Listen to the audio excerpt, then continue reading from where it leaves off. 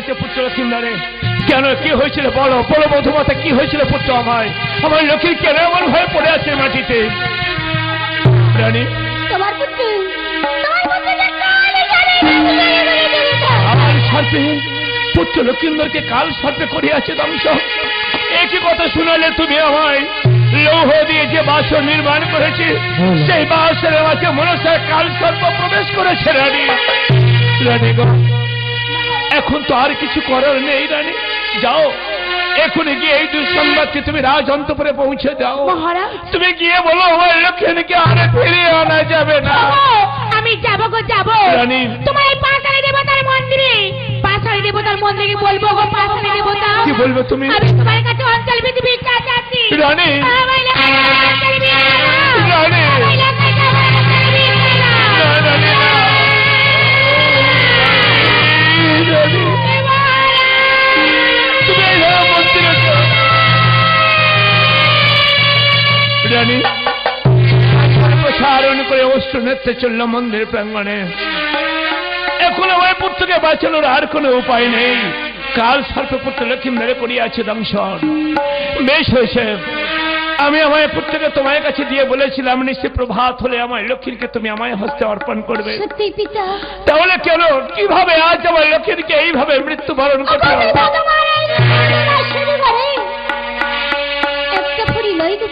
তাহলে তারপর আমি বন্দি করে রেখে নিদ্রামগ্ন ছিল। কাল নিদ্রামগ্ন হলে তুমি বাসরের মাঝে, আর সেই সুবর্ণ সুযোগে কাল লাগেনি এসে আমার লক্ষ্মীর প্রাণবায়ু নিয়ে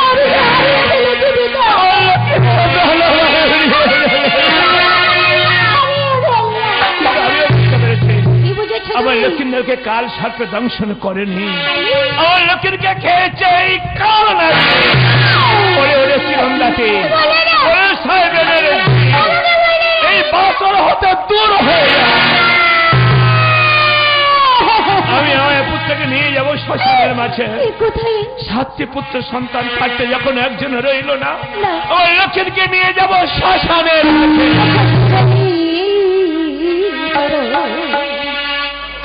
আমার ছিল গোলাকে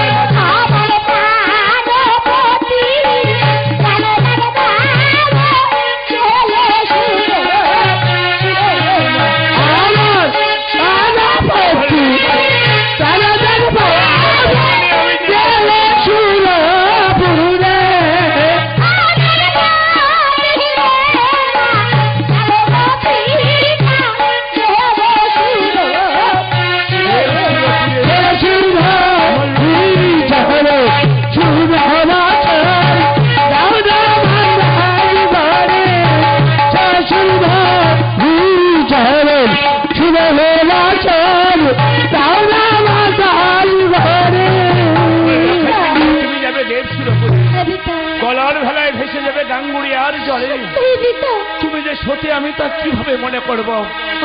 এই বাসরের সম্মুখস্থানে সূক্ষ্ম চুলের শাখো আর সুতীক্ষ্ণ হীরার ধার করিব নির্মাণ। নির্মিত চুলের সাঁকো হীরার ধার যদি অনায়াসে পার হতে পারো, তাহলে আমি আমার পুত্র লক্ষিন্দরকে তোমায় হস্তার্পণ করব। পিতা, সতীর একমাত্র গতি প্রাণের প্রতি আমি যে আমার পতিকে হারিয়ে ফেলেছি, আমার এই তুচ্ছ প্রাণ রেখে আর কি হবে? তোমার বাড়িকে আমি বেশ আয়োজন করতে চাই। আমি তোমার মধ্যে পরীক্ষাদের মধ্যে পরীক্ষা নাও। দাঁড়ি প্রহরী, এখন সূক্ষ্ম চুলের সাঁকো আর সুতীক্ষ্ণ হীরার ধার নির্মাণ করে দাও। ঠিক আছে মহারাজ, আমি এগুলো নির্মাণ করে দিলাম। এটা চুলের সাঁকো হীরের ধার আমাদের লাপা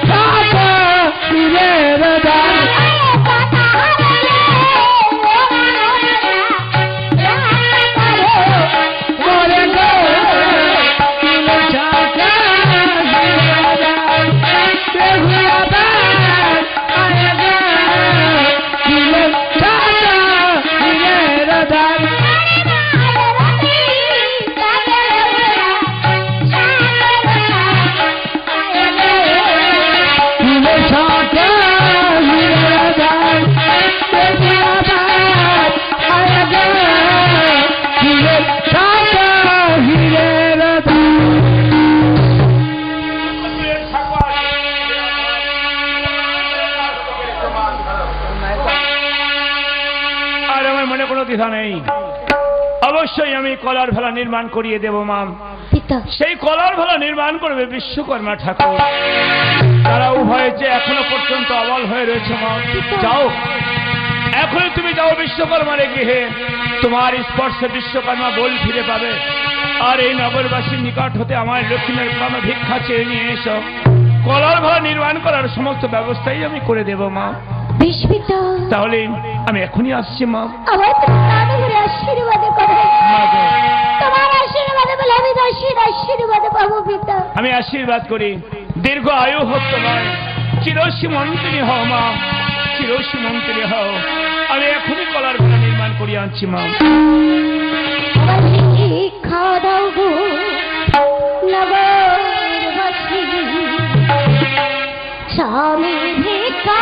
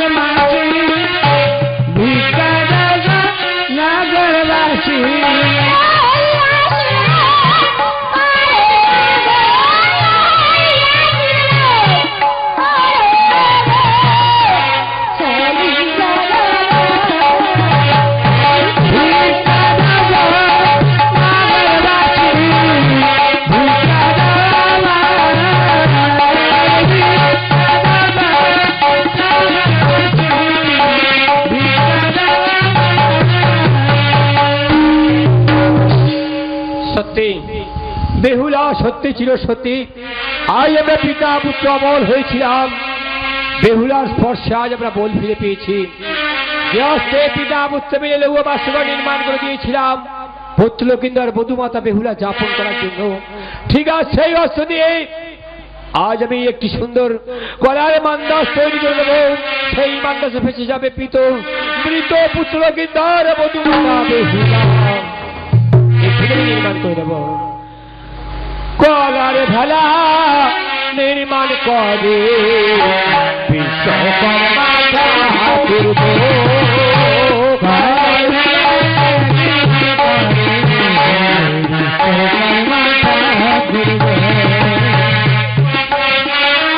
নির্মাণ করে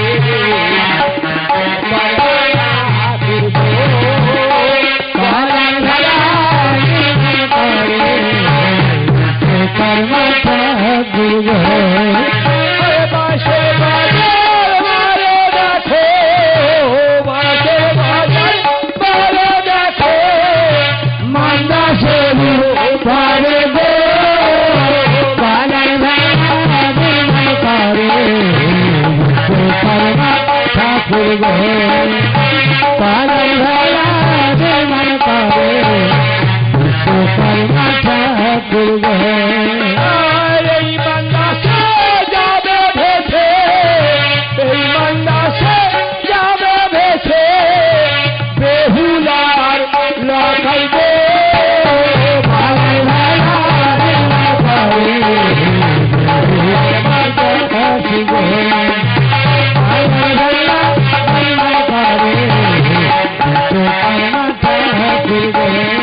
আর মন্ডল ঘরে সঙ্গ করে, মন্ডল ঘরে সঙ্গ করে, বিশ্ব করবা ঠাকুরকে করাই ভাড়া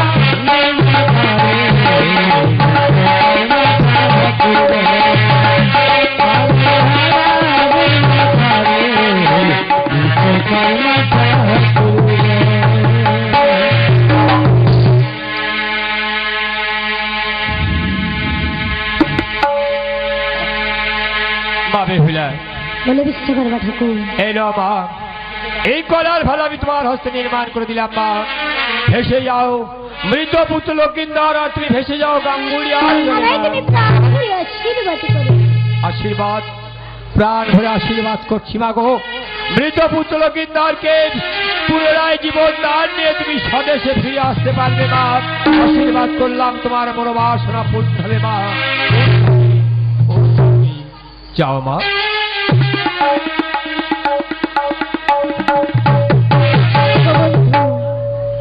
আজ তুমি নিজ দাসীর কোলে উঠো, তোমায় নিয়ে আমি গঙ্গার জলে ভাসব। বেহুলা ভা শিলা রে, আমার দুঃখের দুঃখ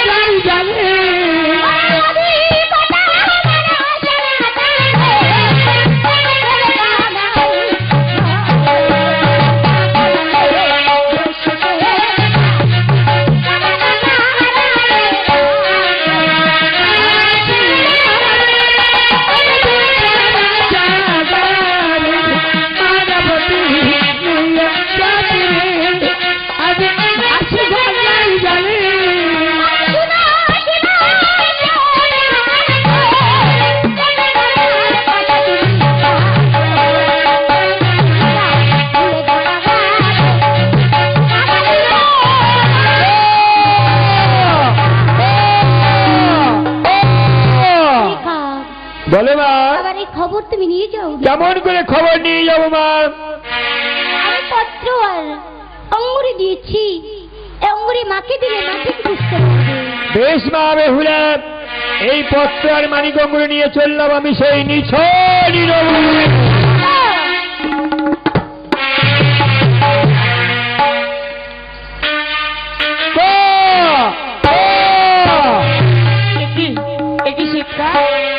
তুমি মানিক অঙ্গুরি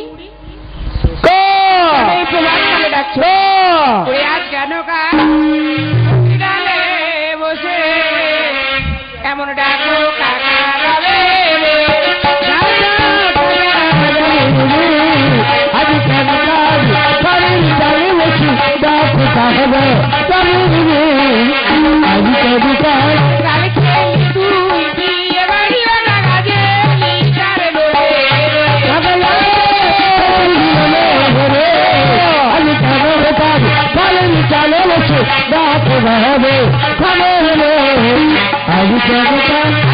যদি তুই যাবি দেখাবো তোর মারবো ছুড়ে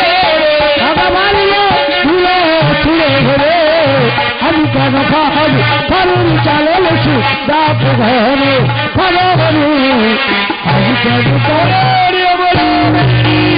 বিনা দোষে মারিলে ঢিলের বাড়ি। এই মানি গঙ্গুলি আর চিঠি দেখিতে চিনিতে পারো কিনা? একে শ্বেত কাকে মানিকঙ্গুড়ি পত্রখানা দিয়ে গেল।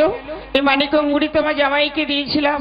পত্রে কি একে পত্রে লেখা আছে বেহুলা বাসর ঘরে মতিয়া রয়েছে। বাবা সুবল সুন্দর হরি তোরা কোথায় আছিস? তোরা করে আয় বাবা, সর্বনাশ হয়ে গেছে। ওরে বাবা সুবল সুন্দর হরি, তোমাদের পতিয়ারা হয়েছে। মৃত স্বামী নিয়ে ভেসে যাচ্ছে গাঙ্গুড়ির জলে। সে চাপা তোলার ঘাটে অপেক্ষা করছে। এখনই সাজিয়ে দিচ্ছি মেলানির বার, গিয়ে তোমার ভগ্নিকে তুলে আনো বাবা। তুমি দুঃখ করো না মা, তুমি কেঁদো না মা, আমরা যে কোনো ভাবে বেহুলাকে তুলে আনবো মা। এ তো বড় সর্বনাশ হয়ে গেল। ওরে ভাই সুবল, হ্যাঁ দাদা, আমি এগুলি আমাদের বলে বেহুলাকে এগুলি তুলে আনতে যাবো। তাই চলো চলো ভাই সুবল হরি তারা করি ভগ্নি আনতে যাই। চলো ভাই সুবল হরি তারা করি ভগ্নি আনতে যাই। শুনেছি কাকের মুখে মন দুঃখে বেহুলা নাকি প্রতিহারা, শুনেছি কাকের মুখে মন সুখে বেহুলা নাকি প্রতিহারা।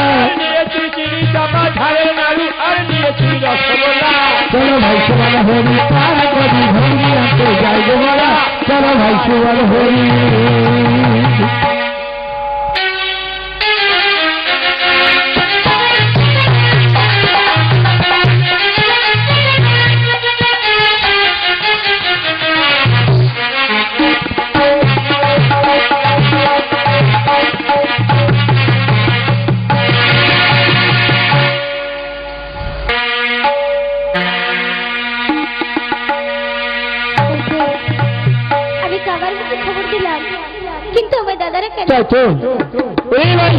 সুন্দর আমরা হাত দেখতে অনেক দূর চলে এলাম।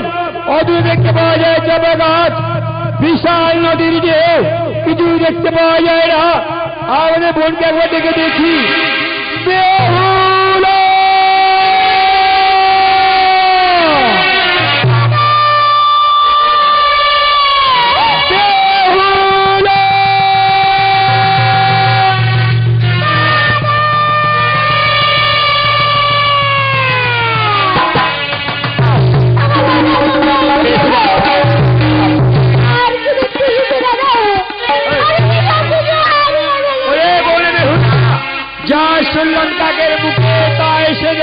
সম্মুখে।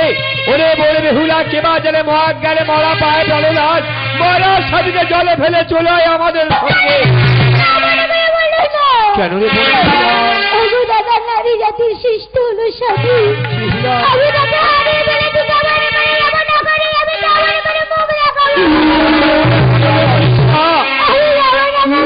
তোর জন্য কেঁদে কেঁদে অন্ধ হয়ে যাবি। যদি আমাদের সঙ্গে উঠে আসিস কি দেবো জানিস বলে বেহুলা? বেহুলা তোকে আমি দেবো গলায় স্বর্ণহার, দেবো লাল বেনারসি শাড়ি, আর দেবো মেলানির ভার।